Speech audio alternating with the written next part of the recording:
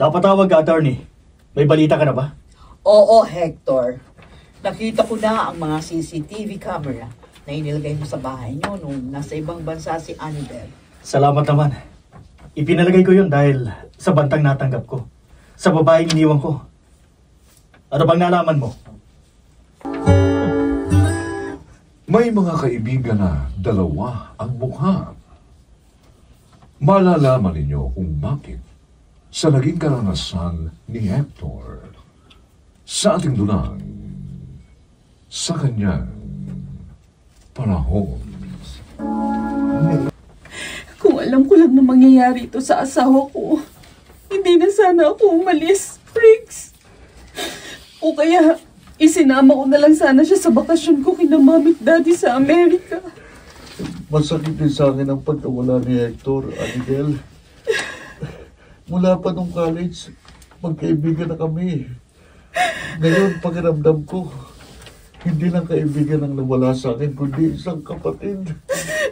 Hindi ko alam kung paano ko ito matatanggap. Hindi ko alam. Kailangan natin maging matatag.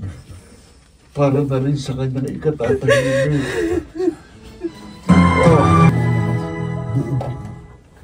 Ay, salamat. Gising ka na, Hector. Tama ang sinabi ng kapitbahay natin, Dr. Porong. At ngayon ligtas na siya sa panganib. Sana ko naroon. Sino kayo? Ako si Porong. Ako naman si Conching. May bahay ni Porong. Kami ang nakapulot sa iyo habang duguan ka at walang malay doon sa taniman namin. Nalaman namin ang pangalan mo dahil sa ID mo na nakita namin sa wallet mo. Oh, naalala ko na. Nawala ng prenong sinasakyan ko. Pero bago mahulog yun sa bagyan at sumabog, sinikap kong makalabas at nagpagulong-gulong ako. Ay, inaawa kami sa iyo eh. Kaya naman ipinagamot ka namin sa kapitbahay namin, Doktor. Salamat. Maraming salamat sa inyo, Aling Kunching. Mang Porong, hindi ko makakalimutan ang inyong kabutihan. Ano, gusto mo bang tawagan na natin ang pamilya mo?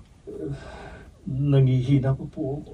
Ay, Porong, hayaan muna natin siya lumakas. Sige. Mabuti pang... Mang Porong, Aling Kunching, may gusto pa akong alamin. Anong dahilan? Bakit niyo kami gusto makausap ni Briggs, Attorney Felicity? Isa nga ho, attorney. Isang buwan nang nakalilipas mula nang mailibing si Hector. Kaya, babasahin ko na sa inyo ang naiwang testamento. Attorney, pwede bang sa ibang araw na lang? Masyado pa ho ako nasasaktan sa nangyari sa asawa ko. Pero, baka mabala ng gusto si attorney. Oh no, it's okay. Huwag niyo akong alalahanin. Isinama lang kita sa kakausapin dahil may mamanahin ka rin buhat sa iyong kaibigan. Ang kaibigan ko, naalala pa rin ako. Makakapaghintay yan, Attorney. Kaya sana, hayaan niyo muna akong makapagluksa. Hindi ako makapaniwala na buhay ka, Hector.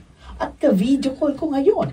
May mga tumulong sa akin para makaligtas sa aksidenteng yun, attorney. Nakausap ka na ba ng asawa mo? Abay, sobra siyang nagdadalamati. Hindi pa. Ikaw lang ang tinawagan ko. At pakiusap. Huwag mo muna itong sasabihin kina Annabelle at kay Briggs. Bakit? Dahil may gusto ako ipagawa. At sana matulungan mo ako. Tungkol ba sa nangyari sa'yo?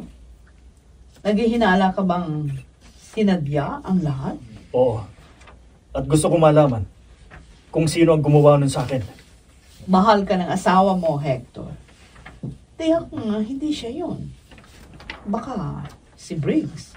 Hindi tayo nakasisiguro. Dahil nakagawa ko ng mabigat na kasalanan kay Annabelle. At alam niya yun. Anong kasalanan yun? Ipagpatuloy natin ang pakikinig sa kasaysayang tampok sa araw na ito. Sa kanyang panahon.